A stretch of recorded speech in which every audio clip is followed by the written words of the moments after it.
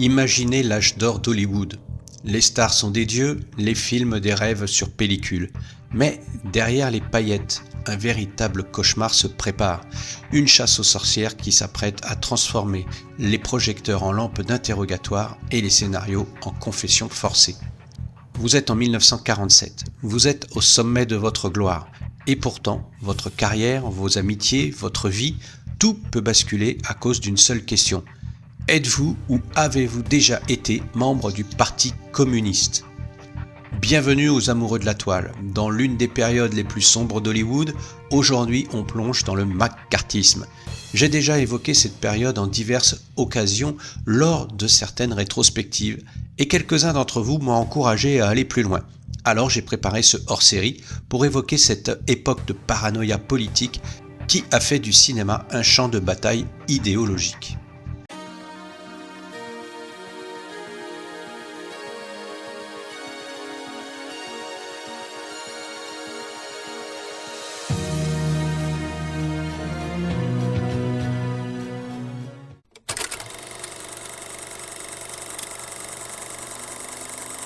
Pour comprendre comment on a pu en arriver là, petit retour en arrière. On sort à peine de la Seconde Guerre mondiale et le monde est coupé en deux. Le bloc de l'Ouest avec les États-Unis et le bloc de l'Est sous influence soviétique. C'est le début de la guerre froide. Aux États-Unis, une peur intense, irrationnelle s'installe. La peur rouge. La crainte que des espions communistes aient infiltré le gouvernement, l'armée, bref, toute la société. Cette angoisse est du pain béni pour des politiciens opportunistes. Le plus célèbre d'entre eux, le sénateur du Wisconsin, Joseph McCarthy. En février 1950, lors d'un discours à Wheeling en Virginie occidentale, il agite une feuille de papier et prétend détenir une liste de 205 communistes travaillant au département d'État. C'est un mensonge total. La liste est bidon, mais le coup médiatique est un succès. Le maccarthyisme est né et avec lui une ère de délation et de suspicion. C'est pas joli, vous allez voir. Mais bien avant McCarthy, une autre organisation préparait déjà le terrain, la HUCA, ou House Un-American Activities Committee. Créée en 1938 pour enquêter sur les nazis, cette commission parlementaire a vite tourné son regard vers Hollywood. Pourquoi le cinéma ? Parce que ses détracteurs y voient une machine de propagande surpuissante, capable de modeler les esprits de millions d'Américains. L'idée qu'elle puisse être contrôlée par des rouges leur est tout simplement insupportable.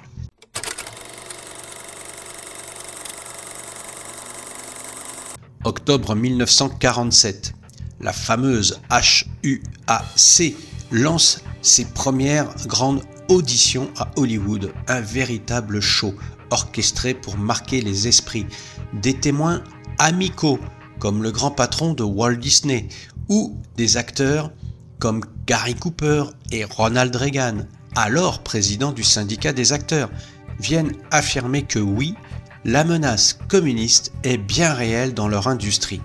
Mais le vrai séisme arrive avec la convocation d'un groupe de scénaristes et de réalisateurs soupçonnés de sympathie communiste. 10 d'entre eux vont refuser de coopérer. L'histoire les retiendra sous le nom des 10 d'Hollywood. Parmi eux, je vais les citer, Alva Bessie, Herbert Biberman, Lester Cole, Edward Mitrick, le fameux réalisateur, Ring Lardner Jr., John Howard Lawson, Albert Maltz, Samuel Hortnitz, Adrian Scott et celui qui deviendra le symbole de cette résistance, le scénariste Dalton Trumbo. Face à la commission, leur stratégie est audacieuse. Ils refusent de répondre à la question. Non pas en invoquant le 5e amendement, qui protège contre l'auto-incrimination, mais en invoquant le premier, celui qui garantit la liberté d'expression. Pour eux, cette question est une violation de leurs droits les plus fondamentaux. Leur courage est immense, mais les conséquences sont immédiates et terribles. Ils sont tous condamnés à des peines de prison et de lourdes amendes. À Hollywood, c'est la panique. Le 25 octobre 1947, les patrons des grands studios se réunissent à l'hôtel Waldorf Astoria de New York. Leur décision, connue comme le pacte du Waldorf, est sans appel. ils n'emploieront plus de communistes. C'est la naissance officielle de la liste noire. Ce n'est pas un document physique, mais une pratique de boycott insidieuse et généralisée. Des centaines de noms y sont ajoutés, souvent sur la base de simples rumeurs. Pour un artiste, y figurer, c'est la mort professionnelle. Plus de travail, plus de contrat. La peur devient le moteur de l'industrie, et dénoncer ses collègues devient pour certains un moyen de sauver leur propre carrière. Le cas le plus célèbre est celui du réalisateur Elia Kazan, qui en 1952, pour éviter la liste noire, donne à la HUAC des noms de plusieurs de ses anciens camarades du parti. Un acte qui lui permettra de continuer à tourner, mais qui le marquera à jamais du sceau de la trahison.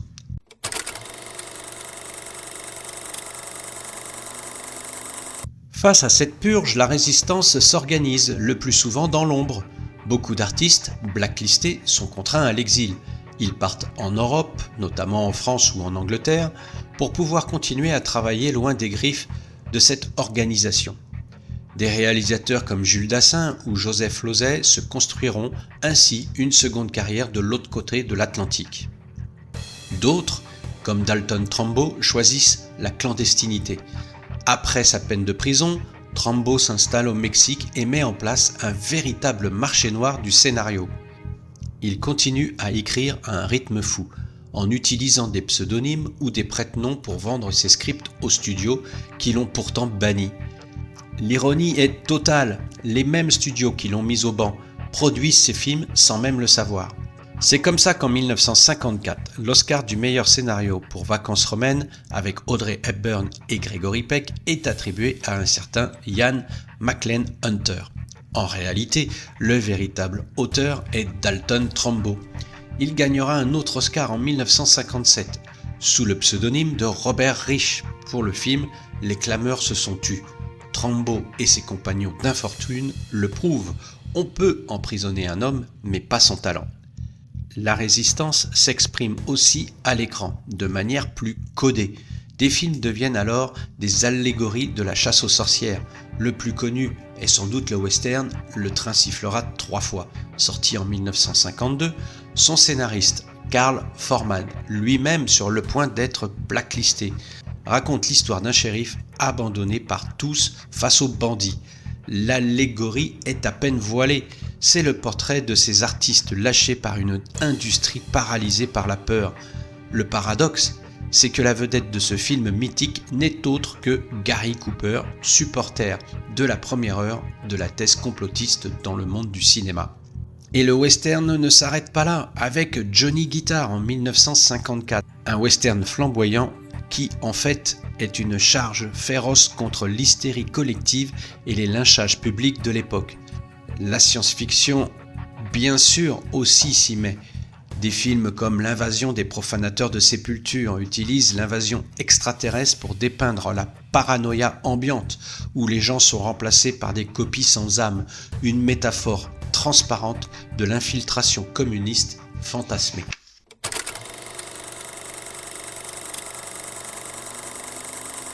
Bon, là, si vous ne voulez pas entendre le nom de votre acteur ou réalisateur préféré, il vaut mieux passer à la prochaine section. Car toutes stars qu'ils sont, ils n'ont pas tous été irréprochables. Pour beaucoup, la pression était simple. Donnez-nous des noms de communistes que vous connaissez ou vous ne travaillerez plus jamais. Voici donc une liste de ceux qui ont cédé. Pour des raisons diverses d'ailleurs, la peur, conviction ou même ambition. Et ce n'est pas de la délation puisque c'est public. Il y a Elia Kazan, le plus célèbre que j'ai déjà mentionné. Le réalisateur de Sur les quais et À l'Est d'Éden a dénoncé 8 membres du groupe Théâtre, dont des amis proches. Il s'est justifié en affirmant que le parti communiste était une menace pour la liberté. Les conséquences, eh bien, il a pu continuer sa carrière au sommet, mais il est resté le paria pour une partie d'Hollywood jusqu'à sa mort. D'ailleurs, je vais aller un petit peu plus loin. Le 21 mars 1999, pas si éloigné de nous, la 71e cérémonie des Oscars a offert l'un des moments les plus électriques et les plus divisés de l'histoire du cinéma. L'Académie avait décidé de remettre un Oscar d'honneur à Elia Kazan pour l'ensemble de sa carrière. Mais à Hollywood, la mémoire est longue. Près de 50 ans après avoir dénoncé ses collègues devant la commission HUAC, en 1952 donc, Kazan était toujours considéré par beaucoup comme un délateur suprême. Lorsque Robert De Niro et Martin Scorsese, deux admirateurs de son travail artistique, sont montés sur scène pour introduire Kazan, l'atmosphère est devenue glaciale. Il y a ceux qui ont applaudi, des stars comme Warren Beatty, Mary Streep ou Karl Malden se sont levés, estimant qu'il fallait séparer l'homme de l'artiste et honorer son génie cinématographique. Et il y a ceux qui sont restés de marbre, une grande partie de la salle, menée par Ed Harris, Nick Nolte et Ian McKellen. Cette partie de la salle est restée obstinément assise, les bras croisés, refusant d'applaudir. Leur visage capté par les caméras montrait un mépris total. Et enfin, il y a ceux qui se sont murés dans le silence, comme Steven Spielberg, qui a applaudi poliment, mais qui est resté assis, symbolisant la position médiane, mais mal à l'aise de l'industrie. Pour terminer et pour se justifier après ses dénonciations de 1952, Kazan avait réalisé le chef-d'œuvre Sur les quais en 1954, où Marlon Brando joue un boxeur qui décide de dénoncer un syndicat corrompu. Le film était une métaphore de son propre choix. Pour Kazan, dénoncer des communistes était un acte de bravoure héroïque, mais pas une trahison. Il y a eu aussi Sterling Hayden, Messi, vous le connaissez, c'est un acteur viril que vous avez pu voir dans Quand la ville dort ou L'ultime razzia. Il a dénoncé plusieurs de ses collègues sous la pression du FBI. Mais il est l'un des rares à avoir exprimé d'immenses regrets publics. Dans son autobiographie, il a écrit « Je n'ai rien fait d'autre que d'être une merde et de donner des noms ». Et il a passé le reste de sa vie à se détester pour cet acte. Si vous voulez le découvrir parlant de cette période, une interview est disponible sur le site de l'INA. Je vous mettrai le lien dans le descriptif de la vidéo. Il y a eu aussi Lee Jacob, célèbre acteur, l'un des jurés dans 12 hommes en colère. Il a résisté pendant 2 ans, perdant tout son argent et ses contrats. À bout de nerfs et menacé de ne plus pouvoir nourrir sa famille, il a fini par craquer et a donné 20 noms. Peut-être que le pire, allez savoir, ce serait Robert Taylor, l'une des grandes stars de la MGM de l'époque. Contrairement aux autres, il était un fervent anticommuniste volontaire. Il a témoigné avec zèle, qualifiant certains acteurs de perturbateurs et de nuisibles pour l'industrie. Ensuite, Walt Disney et Ronald Reagan. We have done a pretty good job in our business of keeping those people's activities curtailed. Walt Disney a témoigné devant la commission en accusant les syndicalistes de ses studios d'être des agitateurs communistes. Ensuite, Ronald Reagan, alors président du syndicat des acteurs, bien avant d'être le président des États-Unis, il servait d'informateur secret pour le FBI sous le nom de code T10. Si Humphrey Bogart était le rebelle hésitant, on se souviendra de sa venue à Washington pour protester avec quelques autres célébrités, comme Gene Kelly, Lauren Bacall naturellement, mais ils ont renoncé au dernier moment, se rendant compte qu'ils avaient été manipulés. Enfin, c'est le prétexte annoncé officiellement. Il y a bien sûr Dalton Trumbo, la victime brillante, et un autre nom très célèbre, John Wayne. Il était le commandant en chef du camp des conservateurs à Hollywood. Son attitude n'était pas seulement celle d'un témoin, il était un croisé. Pour lui, le maccarthyisme n'était pas une chasse aux sorcières, mais un nettoyage nécessaire. Quitte à égratigner un peu la stature magistrale de John Wayne, il ne s'est pas contenté de donner des noms, il a même pris la tête de la Motion Picture Alliance. En tant que président de cette alliance, il a activement aidé à établir la liste noire. Il considérait que les communistes n'avaient pas leur place dans l'industrie du rêve américain. Sa cible principale, il a mené une vendetta personnelle contre le scénariste Carl Foreman, donc l'auteur du Train sifflera 3 fois. Wayne a tout fait pour que Foreman soit banni et a même déclaré plus tard que ce film était la chose la plus anti-américaine qu'il ait jamais vue. Ce qui est fascinant et un peu ironique, c'est que John Wayne n'a jamais fait la guerre, la vraie, la Seconde Guerre mondiale. contrairement à de nombreux acteurs qui l'accusaient d'être anti-américain. Cette culpabilité de ne pas avoir servi sous les drapeaux a, selon de nombreux historiens, alimenté son besoin d'être un guerrier idéologique à Hollywood. Et contrairement à Sterling Hayden qui a regretté d'avoir parlé, John Wayne a maintenu ses positions toute sa vie, affirmant que la liste noire était une défense légitime contre une invasion idéologique. John Wayne a utilisé son image de héros invincible pour tourner des films qui servaient directement la cause anticommuniste. Je mentionnerai le plus flagrant et pas très bon, il faut se l'avouer, Big Jim McLean en 1952. C'est le film le plus direct sur le sujet.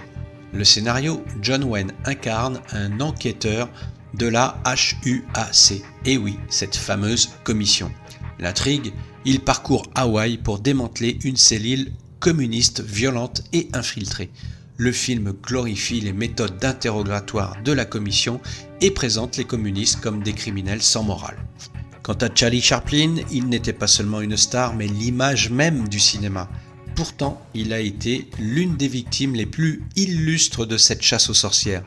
Le crime de Chaplin, on lui reprochait ses idées humanistes, son refus de prendre la nationalité américaine, effectivement il était britannique, et des films jugés trop critiques envers le système, comme Les Temps modernes ou Le Dictateur. Le piège du FBI, J. Edgar Hoover, le patron du FBI, qui le détestait personnellement. En 1952, alors que Chaplin part à Londres pour la première de son film Les Feux de la Rampe, le gouvernement américain révoque son visa de retour pendant qu'il est en plein milieu de l'Atlantique. Humilié, Chaplin refuse de se battre. Il s'installe en Suisse et jure de ne plus jamais remettre les pieds aux États-Unis. C'est l'exil.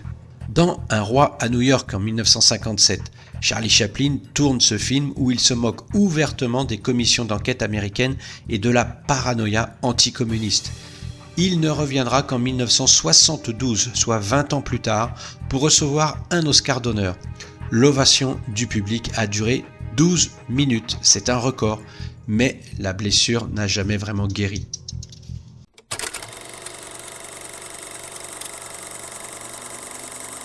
Au milieu des années 50, le vent commence enfin à tourner. L'architecte de cette hystérie, Joseph McCarthy, commet l'erreur de trop.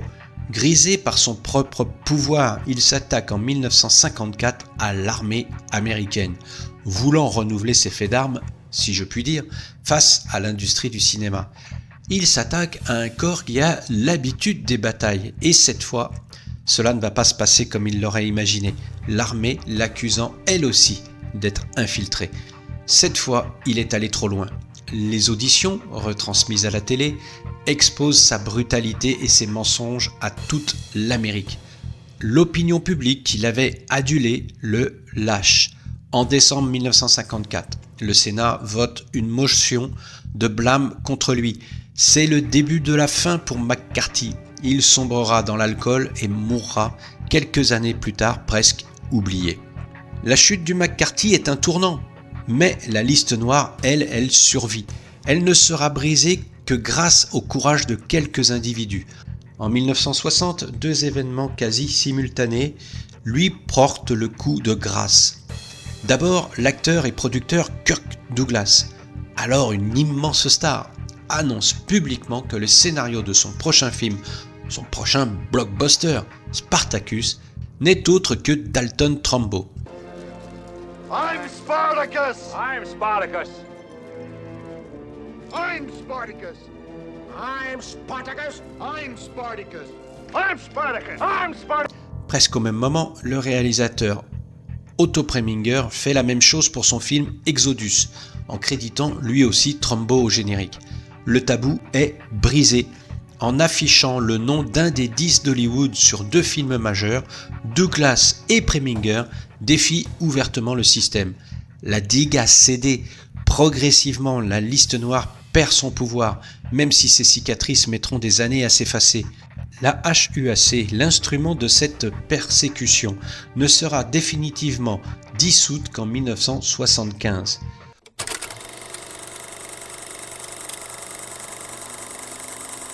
Il y a des films que je voudrais vous citer, des films qui sont parfaits pour mettre des visages sur des noms et comprendre les rouages de la liste noire et de cette période. Tout d'abord, sorti en 2015, Dalton Trumbo. Bryan Cranston y incarne le célèbre scénariste. On y voit comment il a continué à écrire dans sa baignoire sous des pseudonymes, comment il a gagné des Oscars clandestins et comment il a fini par briser la liste noire avec l'aide de Kirk Douglas. En 2005, Good Night and Good Luck. Réalisé par George Clooney, ce film en noir et blanc raconte le combat du journaliste Edward R. Murrow contre le sénateur McCarthy. C'est le film qui montre la chute politique du McCarthyisme. Ensuite, en 1991, on remonte le temps, vous avez vu, La Liste Noire. Robert De Niro joue un réalisateur de talent à qui l'on demande de dénoncer ses amis pour pouvoir continuer à travailler. Un excellent portrait du dilemme moral de l'époque. On arrive en 1976, Le Prête-Nom, The Front. Ce film est unique car il est à la fois une comédie et un drame, et presque toute l'équipe du film, dont l'acteur Woody Allen et le réalisateur Martin Ritt, avaient réellement été sur la liste noire dans les années 50. Enfin, en 1973, Nos plus belles années, un grand film romantique avec Barbara Streisand et Robert Redford. Vous allez me dire quel est le lien ? Eh bien, c'est là où le McCarthyisme finit par briser leur couple à cause de leurs divergences politiques. Voilà le lien. Alors peut-être que vous connaissez déjà ces films, ou bien peut-être que j'ai contribué modestement à vous les faire découvrir.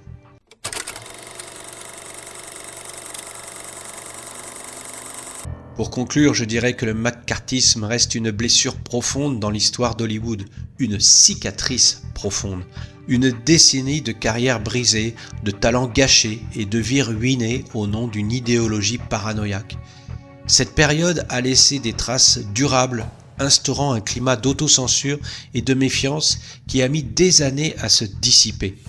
Mais cette page sombre a aussi révélé le courage incroyable de ceux qui ont refusé de plier, des gens comme Dalton Trumbo, qui ont combattu l'injustice avec leur seule arme, la créativité. L'histoire des 10 d'Hollywood nous rappelle à quel point la liberté d'expression est fragile face à l'intolérance politique. Aujourd'hui, des films comme Trumbo nous racontent cette histoire, non pas comme une simple anecdote du passé, mais comme un avertissement. Un avertissement sur les dangers de la censure et de la chasse aux sorcières, quelle que soit leur forme, car le combat pour la liberté de créer et de penser, malheureusement, n'est jamais définitivement gagné. On en arrive à la fin, et j'ai une question qui fâche et vous pourrez réagir dans vos commentaires. Chez tous les historiens du cinéma et les observateurs de la société actuelle, on entend souvent dire que la cancel culture est le nouveau McCarthyisme. Les réseaux sociaux ont remplacé les commissions d'enquête, mais la traque est toujours ouverte. Un mot de travers et vous êtes terminé. Est-ce que j'ai tort ? Bonne question justement. Eh bien, allez dire ça à Timothée Chalamet, qui s'est vu ravir l'Oscar du meilleur acteur par Michael B. Jordan, juste parce qu'il a exprimé une opinion sur les ballets de l'opéra. Alors vous avez été quelques-uns à me demander de faire cette rétrospective sur le McCarthyisme et j'espère que j'ai pu vous apporter quelques notions sur ce sujet. Ce n'est que le haut de l'iceberg. Il y aurait encore beaucoup plus à dire, mais j'ai essayé de synthétiser au mieux. Dites-moi en commentaire si vous connaissiez cette période, et si j'ai pu attiser votre curiosité ou si j'ai simplement répondu à certains de vos questionnements. Et surtout, pour ne manquer aucune autre plongée dans les coulisses du cinéma, pensez à liker la vidéo, à la booster, à la partager afin de faire connaître cette chaîne et surtout, abonnez-vous afin de ne manquer aucune actu du cinéma d'il y a 50 ans. Si vous avez un petit peu de temps, je vous invite à découvrir la vidéo que j'ai postée sur le code ICE. Je pense que vous en apprendrez aussi sur les mœurs et les restrictions qui se faisaient dans cette période à Hollywood. Sur ces belles paroles, je vous dis à très bientôt. Portez-vous bien. Bonne toile. Ciao, ciao.